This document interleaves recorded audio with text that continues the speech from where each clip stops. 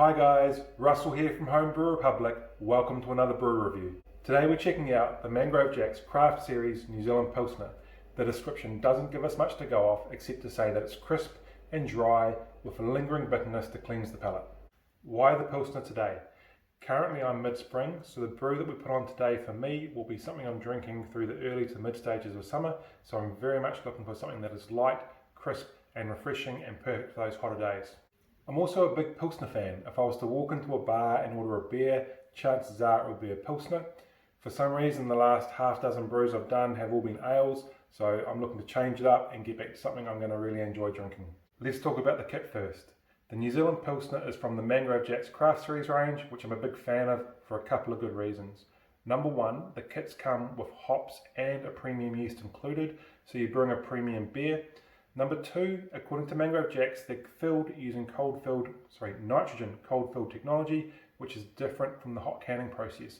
And basically what they're saying is using the alternative process to fill, you are protecting the characteristics of the malt, both in terms of the flavour and the aromas, so you're getting a better quality malt, which is going to give us a better quality finish in our beer. So let's open this kit up and have a look. Now, we mentioned that this kit comes with hops and yeast included, and if you're looking at this kit, a good question would be, where are they? This is a very, very clever pouch with a dry side and a wet side. So if you feel, this is the dry side, I can feel the hops. So I saw a really awesome trick on another video, which I'm going to show you.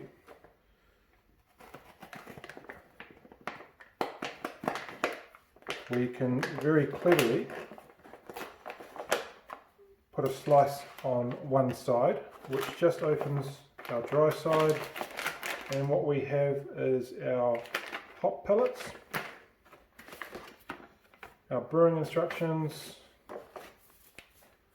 and our premium yeast, which is the M54 Californian lager yeast. Now, the other reason why it's useful to very carefully open this side only is because what this does is it leaves our malt sealed up. So what we're now able to do is pick this up and put it into a bowl of hot water to help the malt to warm up and soften up, which will make it easier to pour into our fermenting vessel later on. It's worth talking through the hops which come included in this kit. So what we have is one bag which has 50 grams of dry hop pellets, but what is in there is 3 varieties of hops. So we have 10 grams of Waimea, 20 grams of Pacific Gem, and 20 grams of Motueka, which I'm pretty sure are all New Zealand hop varieties as well. So let's talk about what each of these hops is going to give us, both from a flavour and an aroma profile. The Waimea hop is one I've never used before. It's described as having citrus and pine characters, and the citrus in particular is coming through from the tangelo fruit. The flavour profile for Motueka is described as having intense fresh lime, but we have tropical fruits and lemon zest coming through in the background, but overall the big citrus notes dominate. The Pacific Gem hop is another one I've never used before, and from what I can see online, it's going to bring through a spicy black pepper and berry fruit aroma. Overall, a really interesting mix of hops, which I anticipate are going to give us a really strong citrus profile with some really, really nice fruity back notes and big aromas coming off the top. You might have noticed this sitting in the background. This is a tin of Black Rock ultra light liquid malt extract. If you've watched any of my other videos, you know that I prefer liquid malt extract over dextrose or over dry malt extract. If you look at the kit, what the kit requires is 1.2 kgs of light liquid malt extract, and if you're staying with Mangrove Jack's, you can get a 1.2 kg pouch of liquid malt extract. I've gone ultra light just to do something a bit different. I normally use light, so I'm expecting a lighter finish in terms of colour and probably some lighter flavours. The other difference is if you go Black Rock like this, it's a 1.7 kg can, which is a little bit more than what you would get out of the pouch. So I'm expecting a slightly higher ABV. And since I mentioned ABV, what the kit says is to expect an ABV of approximately 4.7%. Because we're using liquid malt extract, we're probably going to get a little bit more than that. So what I would expect in the finished product would be somewhere between 4.5% and 5.5%, based on the fact that we're using liquid malt extract. In terms of process, I'm going to get these ingredients mixed up in my fermentation vessel. I'm going to drop the fermenter into the brewing fridge and use that to bring the temperature down to 18 to 20 degrees, which is the pitching temperature for the yeast, and also based on the yeast, the recommended temperature range for brewing, which should be noted because it's quite a tight temperature range, especially if you're not using temperature control. We're going to be looking to hold temperature constant at a range of 18 to 20 degrees right through fermentation. What the instructions are advising us to do is on day 7 to check specific gravity, and provided specific gravity is under 1.025 because we're using liquid malt extract, at that point we will add the dry hops. What I'm going to do is leave it to run for another probably 3 to 4 days. At that point I'm going to check the specific gravity again, and I'm going to look for specific gravity to stabilize for 2 days to signify that fermentation has ended. From there, what I'm going to do is drop in my findings. I'll leave it for 24 hours. I'll cold crash or start the cold crashing process. I'll leave it for another 24 hours and then I will rack off and bottle. I always bottle using carbonation drops. So at this point, I'm going to say too much talking, not enough action. The only thing left to do is get this brew on, and then I'll see you guys on the other side for the official taste test. Cheers.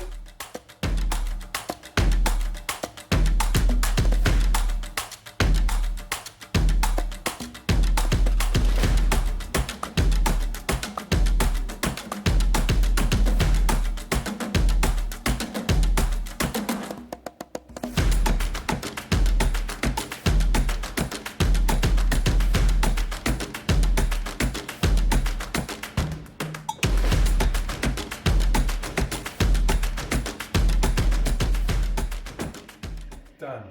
Hey guys, welcome to my garage. The temperature in the fermentation vessel has come down to 20 degrees, which is the very top of our target temperature range. Okay, so, sorry, this yeast, really interesting. So most lager yeasts like a very low fermentation temperature range, and the defining factor of the M54, if we read its packet, is that it has the ability to ferment at ale temperature ranges. Now what's interesting is most yeasts, they will have a suitable and an ideal range. So to give you a comparison, the Safe Ale US 05 has a suitable range of, from memory, 12 to 25, but an ideal range of 18 to 22. Now the M54 has basically what it says on the back is 18 to 20. So if I think about other yeasts, generally there is an element of forgiveness, but my pick is with the M54, it's not very forgiving. You're either in the range or you're not, and if you're not, you're potentially getting off flavours. So like I said, currently sitting at 20 degrees. I am 11 o'clock at night, so I'm about to go into a cool evening. I'm going to pitch the yeast. I'm going to check it in the morning and see where it's at. And then I will determine what I need to do. Based on the last brew, which I just finished, the temperature was without temperature control, holding it around 20 to 22. So my guess is I'm going to be using the fridge to cool the brew down a little during fermentation, but it will be very minor. So I guess right now I'd be thinking it'd be during the day only, and it would be probably a couple of bursts of 1 to 2 hours, but we'll see. We'll keep posted. But for now, let's get the yeast pitched. Alright, let's do this. There we go, guys. Brew, yeast, in.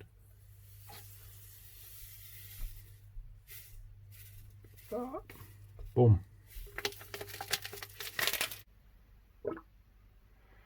Welcome to my garage. We do still have a bubble, very slow bubble, but we can see, yes, it's bubbling, and yes, there is pressure in the fermenter. I'm on day 8, so the instructions said to check on day 7. I did check day 7, and specific gravity was still too high. I was 1.030. Given that we used liquid malt extract, they wanted us to be at or under 1.025. Checked again today, and we are now. So let's, here's our hops. Got the bag ready to go. Let's get this lid off and get these hops in. Right, so as we can see here, fermentation activity, and we can see that it's been more active. So certainly now in the mid to late stages. Right, our hops, our 3 different kinds, there they are, and they go.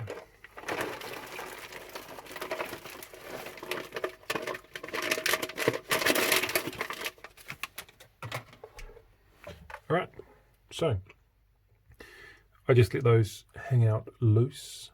They do make a bit of a mess when they disperse, but I use finings and I will cold crash. That will deal to about 99.9%, and then we'll be good to go.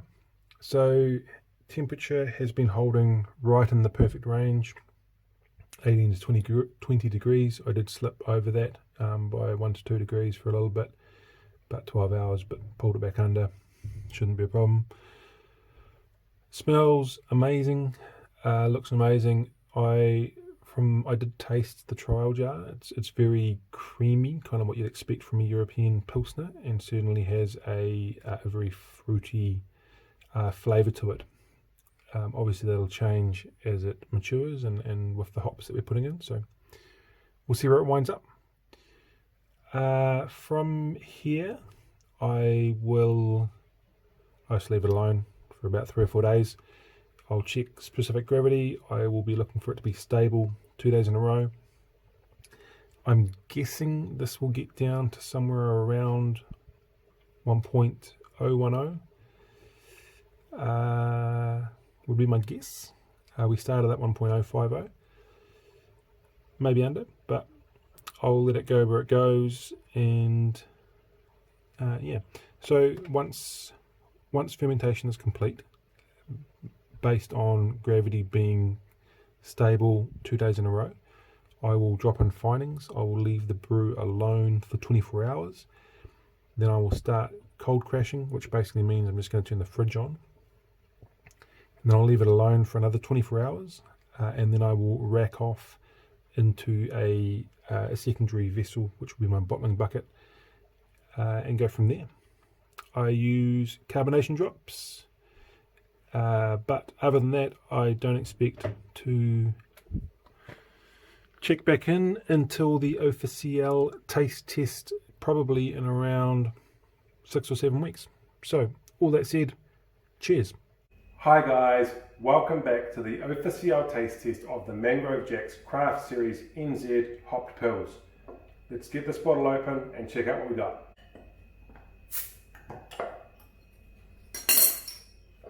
Bottle, glass, pour.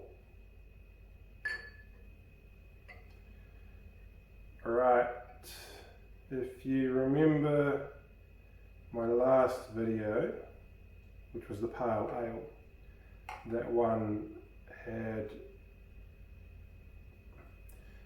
overcarbonated. This one's awesome. There we are guys, the finished product, and I'm stoked.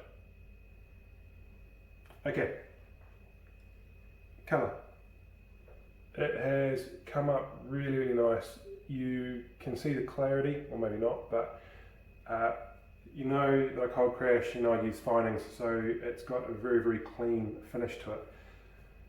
Colours where it gets interesting. So if we go back to the packet, what the packet said on the colour is that we're expecting a golden colour. To me, I can definitely see the hints of gold in there, but what I kind of take from that more, it's very much heading towards amber for me. If I was looking at an SRM chart, I would be pointing at 11 to 13. But I'm not complaining, it's very, very nice. And the thing that I do like about it is this really, really nice depth to it. It's not a lightweight colour, that's for sure. Okay, aroma. What we have with our aroma is berry notes and lime. Those are kind of the two prevailing aromas coming off, but what I would say is they're very subtle and very fresh, so it's actually really, really nice. And as always, that pretty much sets the tone for our flavour profile.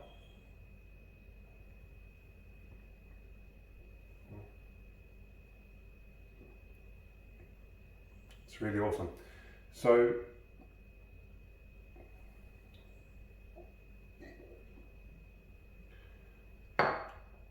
with our flavours, what we have is berry fruits coming through with really strong hints of lime. And the two things that before I go there, from there as we roll through the flavour, what we're getting is some really, really nice malty characteristics. But the two things I really, really like about this brew is the third element to the flavour profile is spicy pepper. And what the packet did tell us we were going to get was lingering bitterness. So once we roll through the flavour, what we get left in our mouth is this kind of peppery spiciness, not in any kind of obnoxious way, probably a mild way if you're looking for some kind of description, but that spicy pepperiness with that lingering bitterness is really, really nice. It's this unexpected but really interesting flavour to have left in your mouth. It goes really well with the berry fruit flavours and it works really well with that lingering bitterness. I also like that this beer has just a hint, slightly stronger on its bitterness. And I think what the packet did tell us was that it was meant to be a very, very refreshing brew, and I certainly won't disagree with that. If I was to pick on the packet a little bit, actually, I'm going to go and get it. Here we go, the packet. Okay, this is what it actually says. New Zealand leads, this is under the description of tasting notes, so in theory this is telling us what we're going to get. New Zealand leads the world in brewing Pilsners, and this is no exception. Crisp and dry with a clean, lingering bitterness which refreshes the palate. So that is the extent of the flavour description we get on the packet, and to my way of thinking it doesn't do justice to what that actually is. It just leaves out a massive part of the drinking experience. It's no mention of the berry and lime notes, there's no mention of the spicy pepperness. I don't disagree with what's there, I just don't necessarily think they've captured really what that brew is. Probably the other thing I'd say is my final alcohol by volume, ABV, was 4.86%. What the packet told us to expect was approximately 4.7. However, that was based on using either 1 kg of dextrose or 1.2 kgs of liquid malt extract. What we used was 1.7 kgs, and so because we used more, I was expecting a slightly higher ABV. I think I suggested somewhere between 5 and 5.5%. My final gravity on this brew was 1.013. So at 1.013, based on where I started, which I assume would have been around 1.050, I got the 4.86.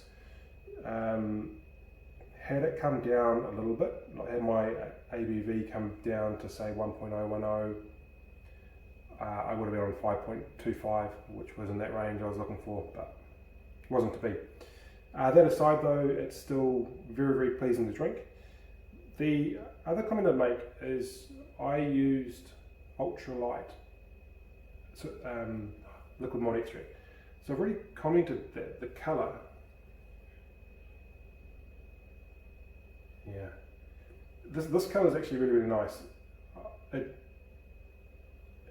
You can definitely see the hints of gold, but I think the depth of the colour really darkens it up. It's cool. Okay, but I used ultralight extract, so I kind of wonder if had I used light extract, it possibly would have made it slightly darker again, or maybe given it a bit more depth again. Don't know. But it's very, very good. I think one of the things that I like about this as well is the pepperiness. It makes it really, really different. It gives it a really strong element of uniqueness. And I think today, when it's probably quite easy to brew beers that are quite similar, finding something that is unique and different and fresh is really, really cool. So for me, definitely keeping this on the brewing list. So I haven't shared this with many of my friends yet, but I've got a couple of cases and we will be drinking it over Christmas. One thing I will say is right now I am 7.5 weeks. I tried this at 4 weeks. I didn't like it.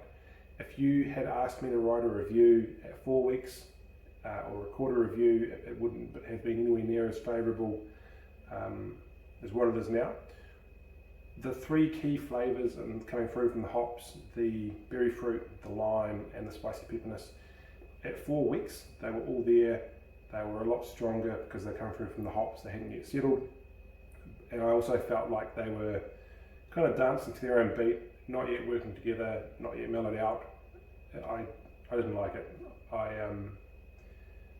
Yeah, like I said, if I'd had to record that review at 4 weeks, I wouldn't have liked it.